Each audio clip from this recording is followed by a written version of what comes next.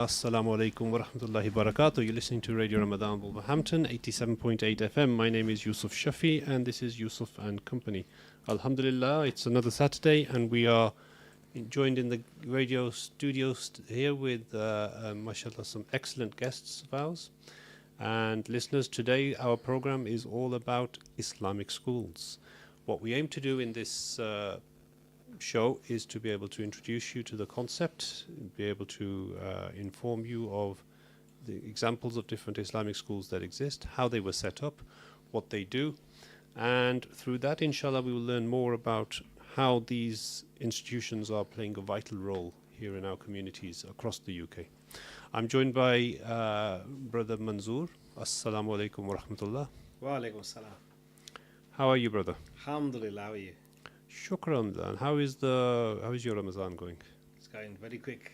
Yes, mashallah, we are now 21st, 22nd night, aren't Yes, we? already, yeah. 22nd day, so it's flying by. It's flying by. And also joined by Brother Ashfaq. Assalamu alaikum wa rahmatullah. Wa alaikum assalam wa rahmatullahi wa barakatuh. And Brother Ashfaq, how is life with yourself? How's your Ramadan going? Jazakallah. As I said, we haven't had enough of Ramadan. It's already finished. So this is how it is. Mashallah, mashallah. So, before we get into the nitty-gritty of it, and my apologies, listeners, we've had a slightly delayed start to the show because we've had some technical issues, which you can probably, if you're on Facebook, see going on. So, before we get into the nitty-gritty of it, what I'd like you to do, both as my guests, is to just introduce your experience and your background with Islamic schools. How have you been involved in the world of Islamic schools? What's been your career paths in them, and what developments occurred during your time as running Islamic schools? Brother Ashfaq first, please. Bismillah. Jazakallah khair. So I come from a background of being a former head of an Islamic school. In fact, 2 Islamic schools and a college. My current role involves as sort of a part of the executive of the Association for Muslim Schools UK. We look after the interest of Muslim schools across the country, both state and independent. Approximately 141, 38 state schools. Mashallah. So we represent them at all levels with all stakeholders, including the Department for Education. Excellent. And Brother Manzoor? So I did my undergraduate studies back in 1997. I finished them then, and it was in Bradford. And during my studies, the Manningham riots took place.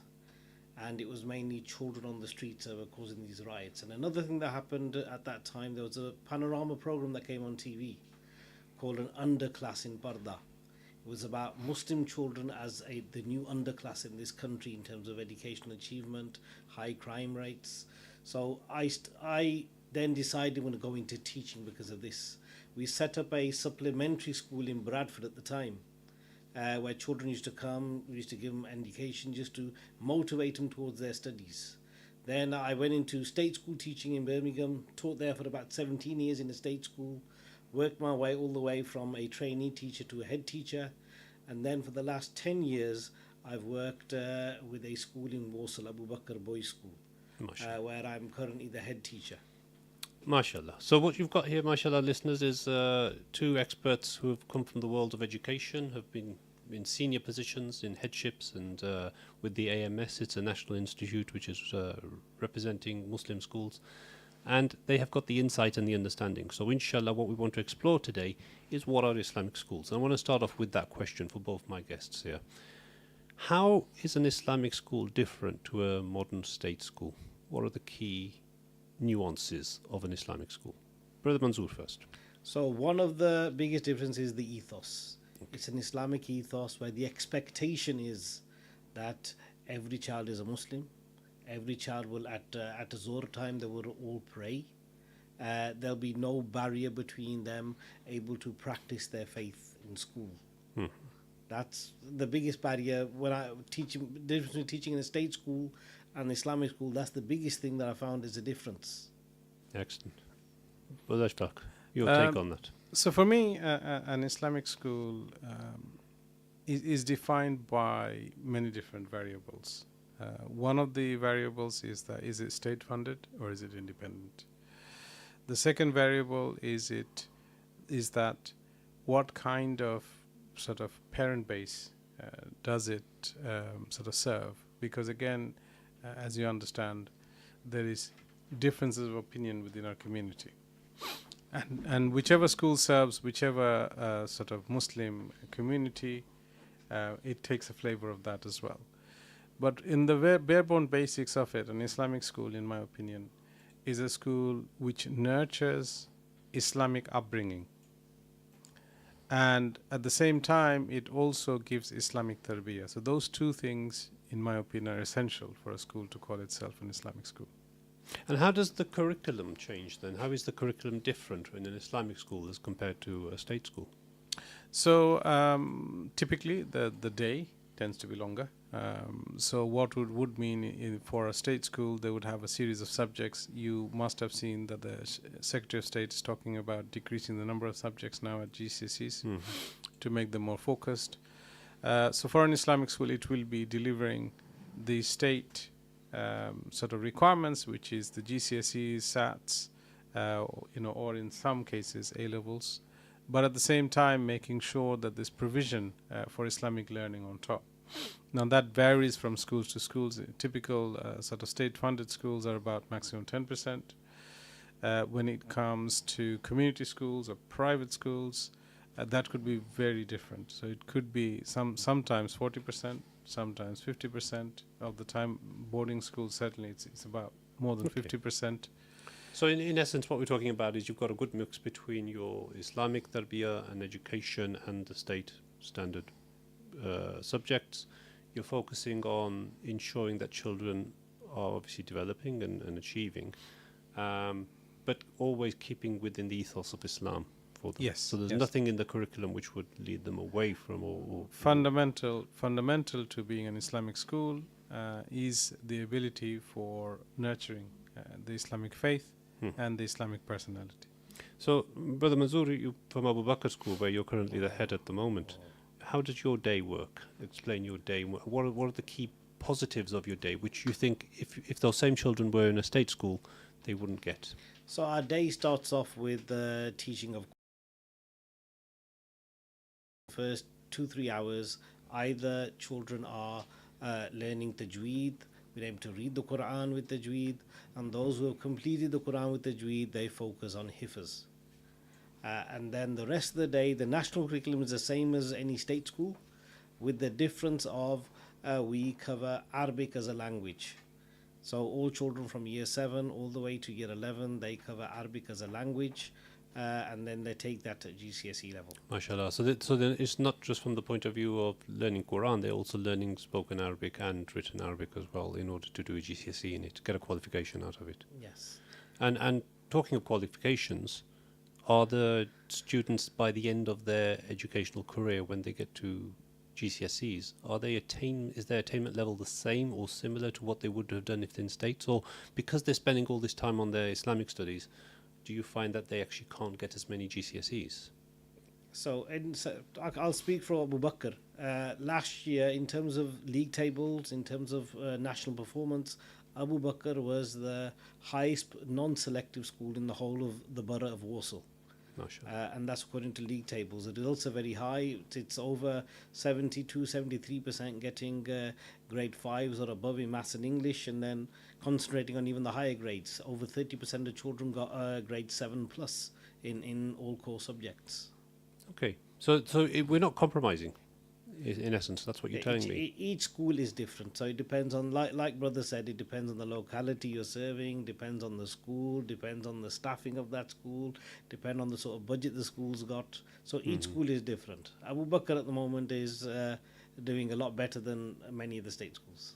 Okay. Brother Shafaq, would you want to comment on so the curriculum and the timetable and these things? Yes, I would comment a bit holistically rather than commenting on any individual schools. So where we have seen in our state schools at the moment, and the picture is incredibly positive, purely because our Muslim state schools have the right resources and have the right funding levels as well. So what it has shown is that every single state-funded Muslim school in this country are either good or outstanding. So that means there is no lack of regulatory standards within any of them, not a single one of them. Second thing is that amongst the top 20 schools, we have more than 4 Muslim schools, according to the GCSE league tables. This is nationally. Nationally. So amongst of the top 20 schools in the nation, Yeah. 4 are Muslim schools. 4 typically every single year. Even last year there was 4 that was Mashallah. Muslim schools. Which ones are those? Do you know? So we have the star academies, but even non-star as well. We've got Mhm. non-star schools there as well. Alhamdulillah, star academies have put this incredible effort in creating a brand which is very consistent, which is consistently doing well. One is, of course, doing well ad hoc now and again, and one is consistently doing well. So and now this is being recognized. I mean, it's being recognized by the whole country. Such a good system that they've created. But let's go on to now the private sector. So within the private sector, we do have a mixed bag of reviews, I would say, but where it's done right, and it is done right. Again, we've had some sort of challenges during sort of the last, I would say, last 10 years. But alhamdulillah, up more recently, so we're talking about over the last 2-3 years, we've seen now schools have kind of caught up with their ability to meet educational standards. So typically now for Muslim schools, the ability to meet standards is better than the national standards that exist at the moment, with majority of our schools either be good or outstanding. MashaAllah. MashaAllah. So that's the majority. So Ofsted will come and inspect. Ofsted will spend time, 3 or 4 days at the schools. Yes, They have the opportunity to obviously speak with the children and speak with the parents and the teachers. correct. And through that process, they independently will assess and decide that these schools are at par, if not better, Yeah. than a lot So- of the state systems. So so we've had some challenges. As I said, about 10 last sort of 10 years back, there was major challenges. But recent, so I'm talking about the last 3 years at least. Alhamdulillah, as I said, the greatest majority of our schools are either good or outstanding. Again, a small number which require improvement, and very, very small number that fall within category 4. Which Of course, is those are all inadequate. inadequate. That's, of course, changing very soon. As you know, it's already changed for the state sector. It's going to change for independent schools sector. But typically what we have seen that schools have now got the ability to meet educational standards. In terms of outcomes, what we have seen, again, it does vary. But typically, if we look at it at the moment, we've looked at Muslim schools results being substantially over the national average, and also substantially over their state counterparts in most occasions, where it's done right. We can't vouch for every single Of course, school. yeah.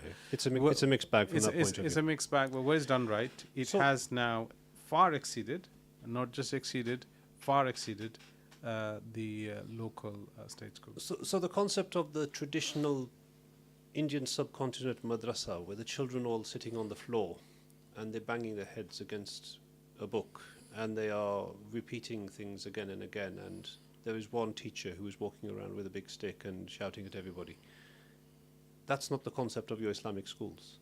What you're describing is modern institutes with IT facilities, with laboratories, with classrooms, with technology, with British qualified, state qualified teachers in most cases. Is that correct, or am I making that up? No. Okay. And as I said, in terms of the regulations, and as I said, today I think we saw an announcement that the government is going to mandate all schools, including academies, to have fully qualified teachers. That will definitely trickle through the private sector as well. They would be obliged to do the same very soon. So we've got qualified teachers, we've got excellent facilities, and if good facilities in most cases. I would say acceptable facilities. Okay. Excellent facilities is difficult for most schools, purely because the infrastructure investment doesn't exist. But reasonable and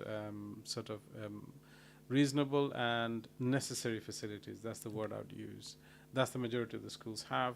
Some of the new schools that have set up, we've seen them actually create those outstanding facilities like you're talking about. Some existing schools have reinvested in making their facilities outstanding. So yes, there is a mixed bag, but typically, as a whole, the majority actually have facilities fit for purpose. MashaAllah. So Brother Manzoor, let's bring you in, and we've got a couple of minutes until our break. Why the misconception? Why do you think a lot of Muslim parents out there are still preferring the state system? I mean, okay, there's a financial penalty because when you go to an Islamic school, you've got to pay fees, whereas your state school is free of charge. But beyond the financial aspect of it, why do you think that misconception persists and Muslim parents are not inclined towards sending their children to Muslim schools? So one is historically when the school set up. A lot of them originally set up in like a small house, then slowly, but that picture's totally changed now. Now that a lot of them are in either purpose-built buildings or facilities a lot better than they were. They originally started off having teachers that were not qualified, not subject specialists, but now a lot of now again that scene has changed. But there's a lot more Muslim teachers available. When I came into teaching, I worked in a state school, 99% Muslim children, but the only Muslim teacher because there weren't many Muslim teachers on the scene.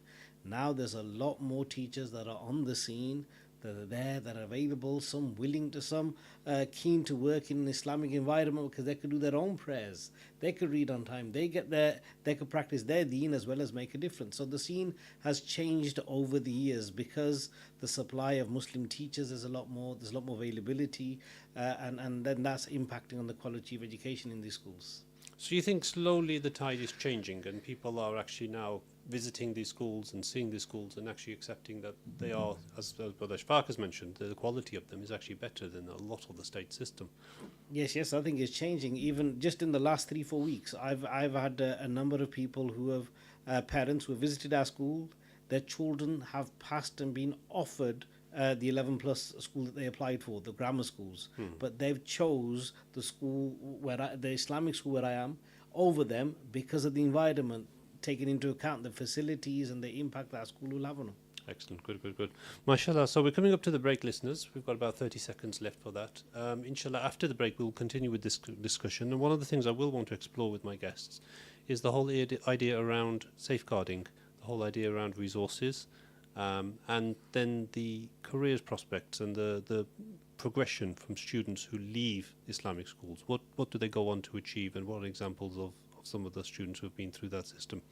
So you're listening to Radio Ramadan 87.8 FM here in Wolverhampton. Alhamdulillah, we will continue with this discussion after the break. Until then, Assalamu alaikum wa rahmatullahi wa barakatuh.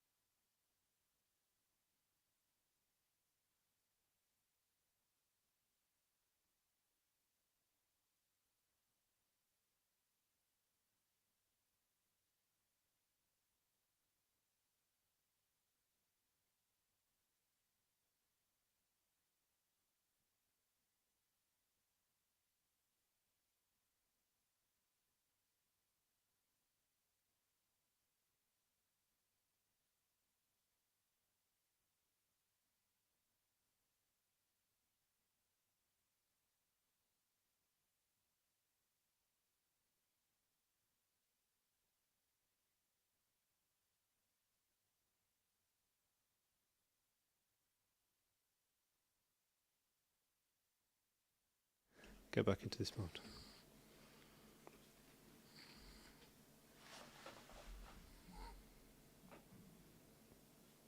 Bismillah ar-Rahman ar-Rahim, alhamdulillahi, wassalatu wassalamu ala rasulullah, assalamu alaikum wa rahmatullah. My name is Yusuf Shafi. This is Yusuf and Company here in Ramadan Radio, 87.8 FM, Wolverhampton. Alhamdulillah, in the first session of our program, we were talking about Islamic schools, and we introduced the concept of what is an Islamic school, what are the types of resources and facilities, how do Islamic schools work. We had a brief overview of their timetable as well. I'm joined by, mashallah, two excellent speakers and guests here today. Brother Ashfaq, assalamu alaikum wa rahmatullah. Wa alaikum assalam wa rahmatullah. And Brother Manzoor, assalamu alaikum. Wa alaikum salam wa rahmatullah. So both of these guests are involved with the world of Islamic schools and have many, many years of experience in senior roles as headships and other different careers within the world of Islamic schools. And before the break, we were discussing about how the timetable works and how the schools are organized, and a little bit on facilities and resources. But I want to, after the break now, continue with the concept of safeguarding. Now, safeguarding is as I'm sure all listeners are aware, is a very, very important concept. It's the idea that the child, when at school, must be kept safe and must be secured, and we must make sure that their emotional well-being, their physical health, and all aspects of their growth and development occur in a safe manner, in a manner that doesn't in any way allow any harm to come to them. Islamic schools are part of a national regulatory system which is set by Ofsted, and Ofsted are responsible for ensuring that schools do not breach safeguarding. So I just want to hear from my guests today, what are the mechanisms that are in place in the schools that you've had the opportunity to work in or run, and how is safeguarding ensured? Brother Manzoor first, please. So, like any state school, Islamic schools, all Islamic schools, they have their designated lead for safeguarding, who is level 3 trained, and they also ensure that their training is always up to date. Not only is it lead, you also have the at least 2 or 3 deputies that are also fully trained to back up that person. And then in terms of recruitment, there are a lot of checks. Like it's similar against with all schools. All the checks have to be done before you employ anyone. Your DBS checks, your online checks, your DFE checks. All the checks have to be done before any teacher is allowed to step foot into the school to teach. So the whole structure is there. The policy drives a lot of this. The policy is renewed every year. Every year starts off ensuring that every single staff has been trained on safeguarding, trained on the new policy. If a new member of staff joins mid-year, the first thing they have to do is make sure they get their safeguarding training. So the full structures are there, and in any Ofsted, the first thing that's checked training to do with safety. Thorough mechanism. Better than, from your point of view, the Good, if not better, because one of the schools and Islamic schools is the size. Islamic schools are a lot smaller in size. Staffing structure was still the same. So that's why it's a lot less children that the whole safeguarding team, including mental health team, have to look after. So I think the provision in many schools is better than state schools because you're looking after a lot less kids. Okay. Brother Ashfaq. So again, I would say it's a mixed bag where it's done right. Remember, the systems and obligation for safeguarding is no different across primary, secondary, state, independent. Everybody has the same obligations. Everybody is checked against the same benchmark, and the expectations are the same. Where it's done right, we feel that Muslim schools can go the extra mile in supporting the mental health and well-being of pupils. Muslim schools can go the extra mile in terms of supporting families who are going through distress. There are situations where families are about to break apart. There's a divorce happening in the family. And if the child is in a Muslim school, they can actually go the extra mile in terms of supporting that child, in terms of supporting both parents.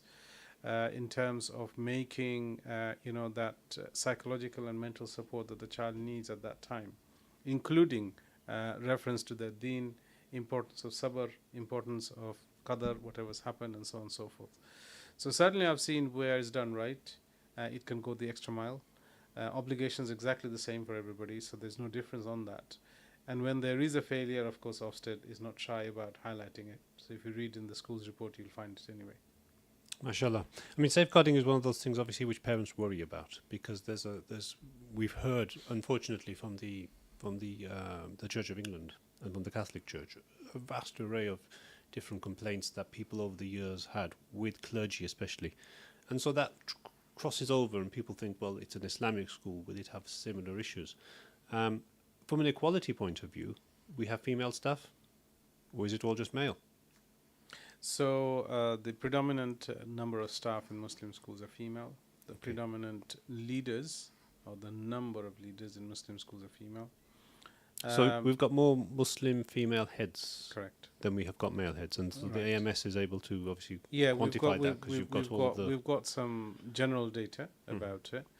I can't tell you exactly per school, but generically we have a census on us which gives us indication of names of heads. So within that we can figure out they're male or female. So there is more female heads. There's more girls' school than boys' schools.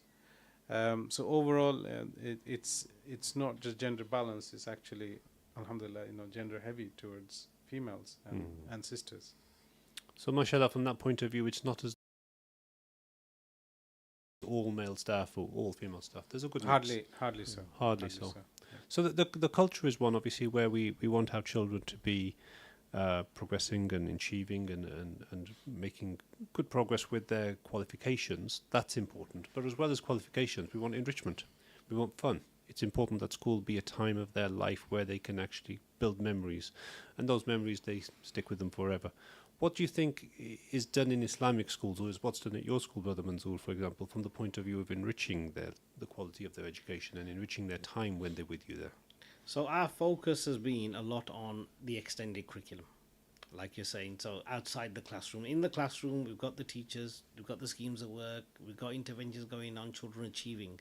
But more importantly for me as head has been what's happening outside the classroom, creating that environment where children, we don't want to push Islam down their throat. We want them to love Islam. We want Islam to come from their hearts.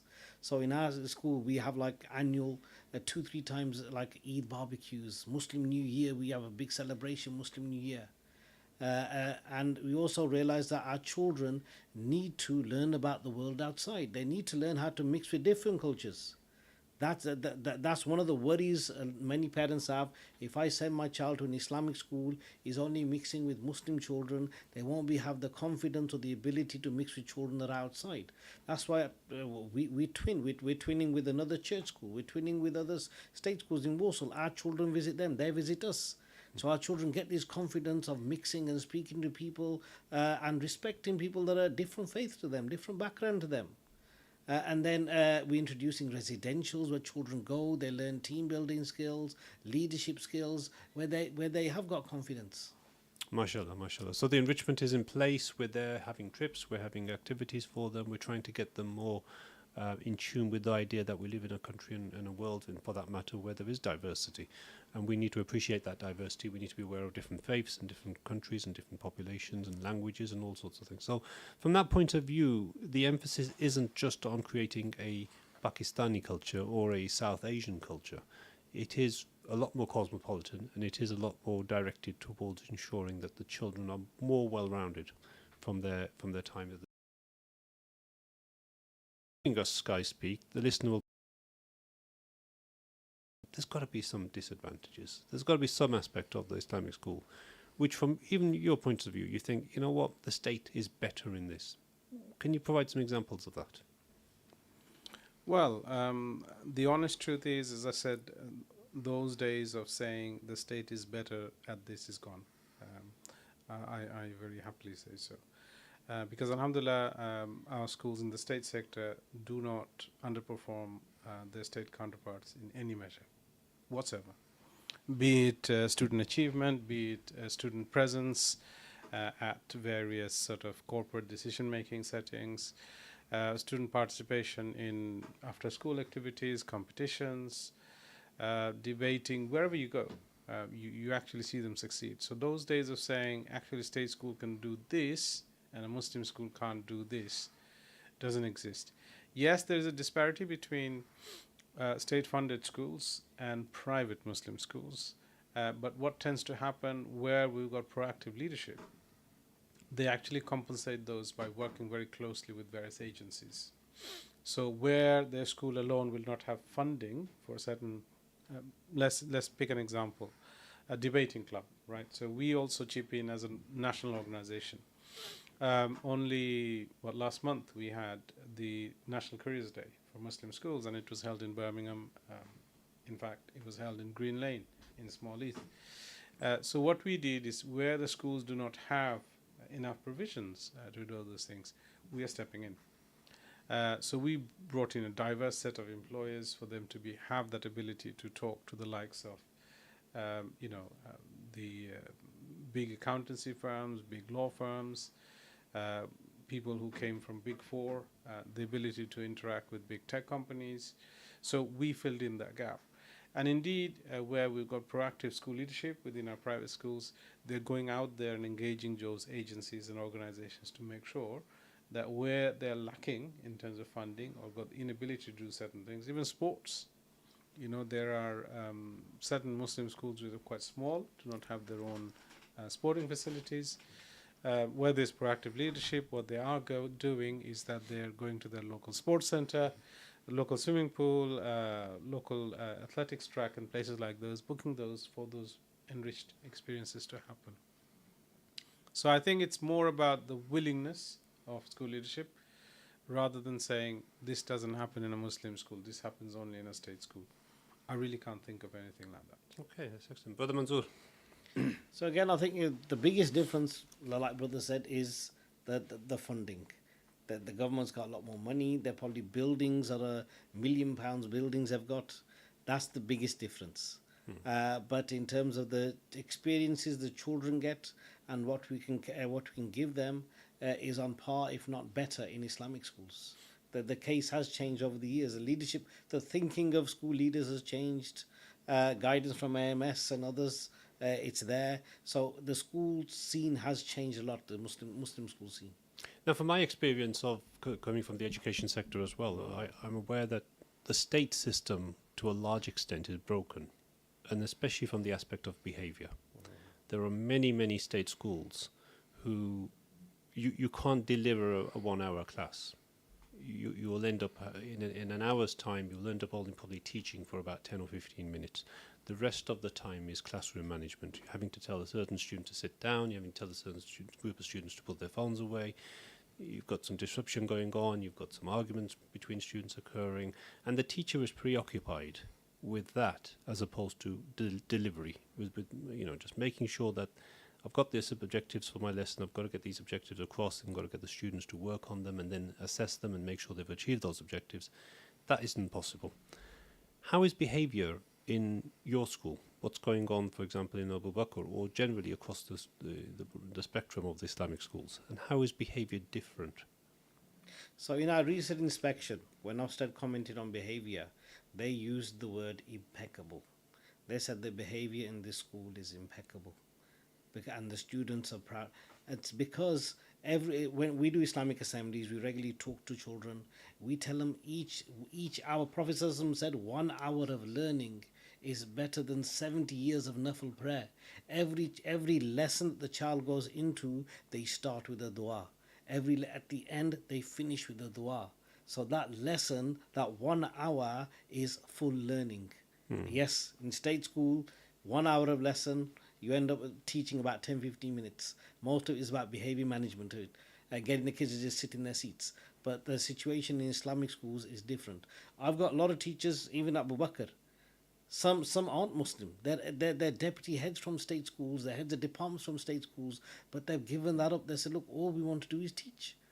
Here I can come and teach. I couldn't do that in state schools. I couldn't do it there. And one of the biggest differences for me is, again, it's the ethos. And again, small classrooms, small classes, I couldn't imagine now teaching a class with 30 kids in there. It's massive. But we got small classes, maximum size is 15, 20 children. We can give them that one-to-one support in the class. Any child struggling, they can get that one-to-one support. There is no behavior issue. But Ashfaq, from a behavior point of view, from AMS or from your personal examples, what would you say, how does behavior compare in Islamic schools? So behavior has always been a strength of Islamic schools, be it state or independent. One thing you would always know that an independent school and generally private schools as well have better behavior standards than state schools, purely because, remember, the parents are paying. And when you're paying, you value something more. Generally you do. It's just a human nature.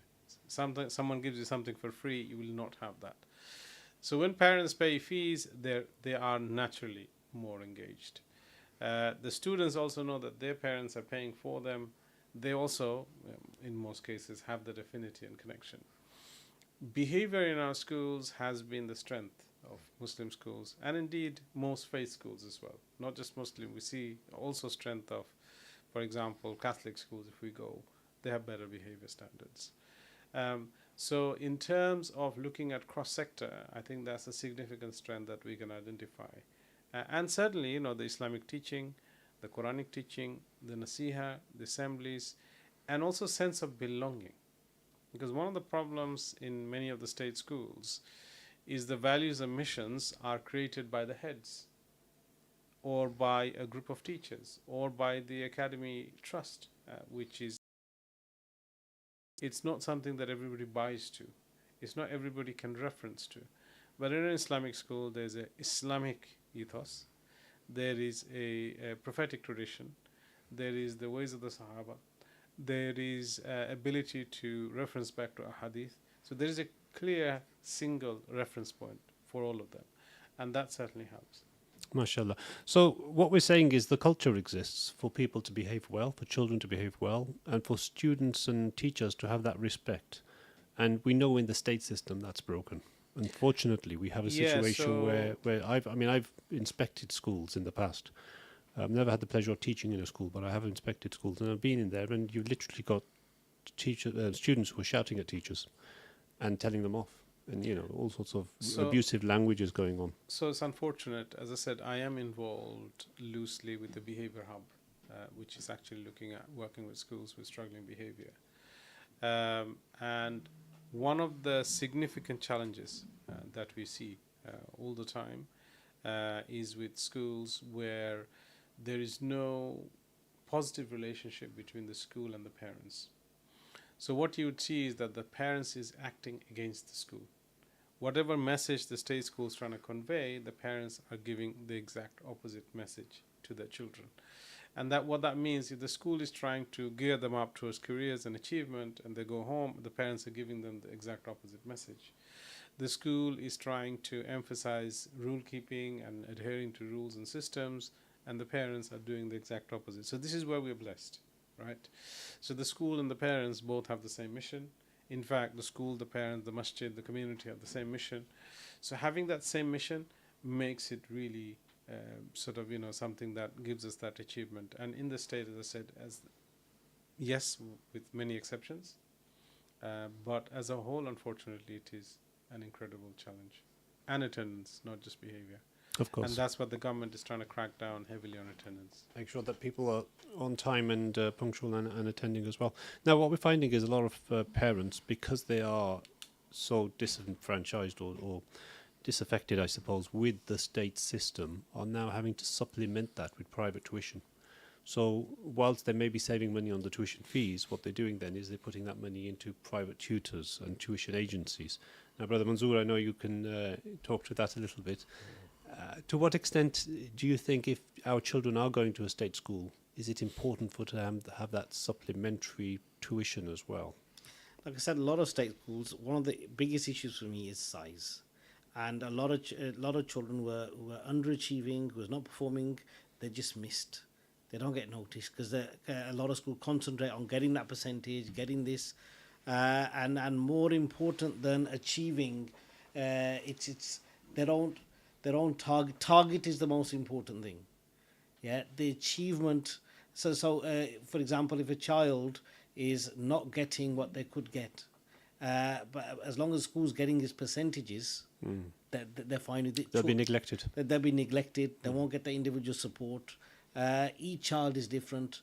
The children have to move along with the curriculum of the 30 others in the classroom. Whereas with tuition, we go by stage, not age. So I've been doing tuition now for the last 10 years. So you run an agency as well called the Aim High, I Yeah, suppose? yeah. There's one called Aim High Tuition, and there's another one called Dua for Education. Right. So Dua for Education supports schools more. So we go into schools and we do interventions with their children within schools. And Dua for Education is independent, where we take on children from the public. But our main aim is not being financial. Our main aim is to make a difference. That's why in our centres I've got about 15-20% that don't even pay. All we want is their duas. And there are many others who can't afford whatever our fee is. We reduce it 50% off, 70% off, 80% off, no problem at all. Our main issue, our main aim to be within tuition is to make a difference. Because when we were at state school, we worked, we did intervention, we did this. We took a state school that was underperforming, a state school that was about to be closed down. 99% Muslim children in the state school, and we turned it around to become the top 1% in the country. For 5 years, this school was in the top 1%, although it was an area that was probably the most deprived. It was the highest crime. So I know our children can do it. I know if they get that support, they can do it. So our tuition centres, our main aim was to make a difference. I go around, I see where the kids are, I assess all the kids. We regularly assess the kids. And I know if I can work out why this particular child is underachieving, and I remove that barrier to underachievement and give that child confidence they can achieve, they will fly. MashaAllah. So what the message is going out to our parents is, number one, get involved. Go to your state school, go to your local school, go where your children are, and have a chat with the teacher, look at the systems. And if you're happy, that's fine. If your children are well established and settled there and they're thriving, alhamdulillah, that is perfect. Keep it going. But if you do have some complaints or issues or concerns about the quality and standards, then do look around and shop around and look at these Islamic schools, because there are a number of them now, especially in the Midlands, around Wolverhampton in the Midlands, where you can find these services, and you will definitely benefit from that. And also the other thing is that parents should look into private tuition, because the state system isn't geared to allowing your child to excel. They'll get them across the border and make them pass, but will they get the top grades? And for that, you really will need a private tutor. So Aim High is one tuition agency, but there are many others as well. So please do look out and make contact with these services to, inshallah, make a better opportunity for your children to excel and to achieve their true potential. Alhamdulillah, we're in the last minute of our show. Time flies. 20 seconds from each of you, please, just as a departing comment to listeners. So, like I said, schools have changed. The Islamic schools have changed. Just come, visit, have a look, visit us, see what we're doing. And even if your children don't come, see how you can support. Jazakallah. Brother Ashfaq? Yeah, so for me, I think the message to the parents is that many of our schools who were struggling in the past are no longer struggling. Many of them have made substantial progress. Some of them are now top of this country, top of their town's league tables, and are offering an outstanding service. So do not judge the book by its cover. Do not label everyone with the same label. Just like our head teacher just said here, go and check each school out by their own merits. Take reference from their parents and find out. Jazakallah, brothers. Assalamu alaikum, listeners. That's the end of the show.